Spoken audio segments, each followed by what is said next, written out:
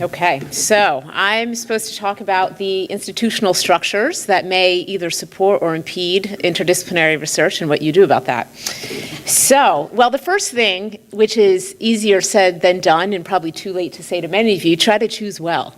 So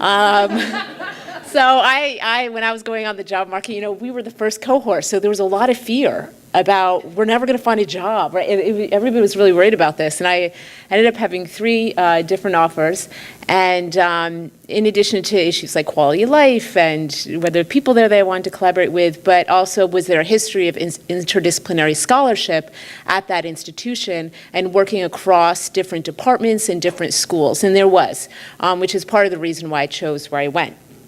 Now, that may not be so helpful to many of you, or it may be helpful when you think about your next location. The other important lesson I've learned is know what the levers are in the institution. Know what you need to do. Know what the currency is. And I'm in a school of medicine, so the currency are indirects from NIH grants. Know where they go. A lot comes back to my department. That's not always the case for many institutions, but that's what fuels. That's what makes the department go. And I've written a lot of grants, and many of the grants were written across different schools in the department. Oftentimes I collaborate with the school of public health, and I came to understand over time that that reduces the indirects that come to my department. So my chair was not necessarily in love with that, but I had to explain to him that this is the only way that this research will get done. But understanding that and understanding that I might need to address that and that that can be an issue. And maybe over time we can work to change that as we all get into leadership positions. But that's one of the main currencies in my institution. It may be different for you. Oftentimes it's different in arts and sciences departments, but that was a big learning experience for me. Also know what you need to do to succeed. What are the metrics of success for you? And you have to do them. So whether it's a certain number of first author publications or publishing in certain journals or a certain number of grant dollars, don't try to fight that piece of it necessarily right away. Do what you need to do, meet those goals, but also be more expansive at the same time, and sometimes making the case for why what you're doing, which is perhaps different and more expansive, can be seen through that lens. This will bring in grant dollars or whatever it is. And then really people can't argue with success. If you're hitting some of those milestones, it's tough to argue with that. Even if people don't get what you're doing, you're hitting some of those important metrics. And oftentimes, in some cases, it's easier to get external recognition rather than internal recognition in your institution. And be prepared for that, and that's okay. And make sure that you make that external recognition known to your chair and whoever else needs to know, whether it's your mentor.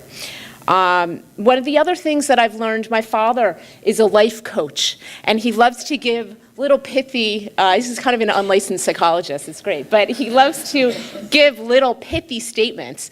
And he said, Rebecca, what you need to do is you just need to find champions in your location, in wherever you are. And how do you do that? Right? That's easier said than done. But there is a certain truth to that, is have your allies, one way of talking about this, but also having if you're junior, having some senior faculty who are your champions or your allies and cultivating those relationships so there's people who can also advocate for you is important.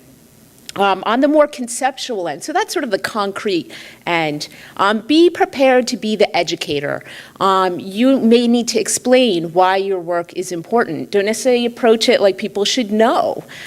Be open to explaining, be ready for that, try to use the language of the person that you're talking to. For example, in a school of medicine, where I am, there's a lot around biology and physiology, and that's easy for people to understand. So I like these little pithy statements like zip codes are just as important as genetic codes or the GWAS of the social environment. It helps them say, oh, right, I can kind of start to apply my structures and thinkings to your issues that you're thinking about. understand what interdisciplinary means in your school. So for some of my colleagues, and when people look at my grants, they're like, my conservative grants, they say, oh, it's so interdisciplinary because you're bringing together cardiology and endocrinology and psychophysiology. It's all biology, but it's different. That's interdisciplinary, right? So then I'd say, well, there's another way to think about interdisciplinary that's broader than that. There's these whole other fields that look at the social environment, and they're different fields, right? So be prepared that may happen, and that's okay. Defend with data. So one of the best advice that I got in preparing my executive summary for promotion. So for promotion and tenure is when a lot of this stuff comes up, right? So if you're hitting those metrics, that's great. But then when you explain your research, that's an opportunity to help translate why what you're doing is important. The organizations that you're involved with, how big are they? How important are they? This is the leading organization in X, Y, and Z. Why the journals you're publishing are important, pointing out their impact factors, really making a case. And then I even have graphs and figures in my promotion and tenure documents that show progression, whether it's citations or use data sometimes to make your case. And of course, I think one of the most important things, again, is patience and persistence.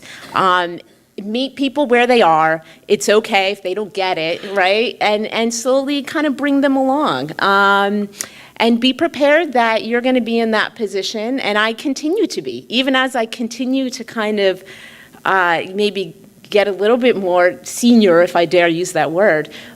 But I'm still now in a position where I'm trying to negotiate different politics across departments and getting the chairs to talk to each other. I mean, it continues. It doesn't really stop.